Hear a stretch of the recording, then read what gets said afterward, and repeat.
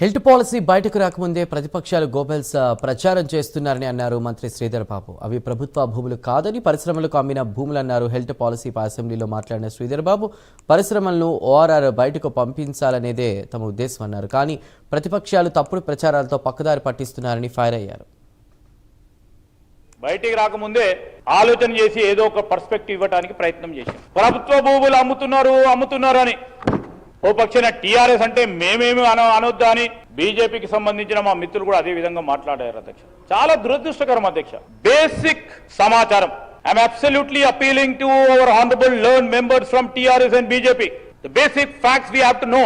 Sir, ఇది ఎవరైతే యాజమాన్యులు ఉన్నారో, ఎవరైతే పారిశ్రామిక సంబంధించిన యాజమాన్యులు ఉన్నారో అది వారి సొంత భూమి అధ్యక్ష. ప్రభుత్వం వారికి ఆనాడు 50-60 సంవత్సరాల క్రితం సేల్ కన్సిడరేషన్ మీద పూర్తి స్థాయిలో వారి ఆస్తు వారి హక్కుకు కలిగించే విధంగా వారి పట్టా భూములకు సంబంధించిన అంశం విషయంలో ఒక వెసులుబాటు,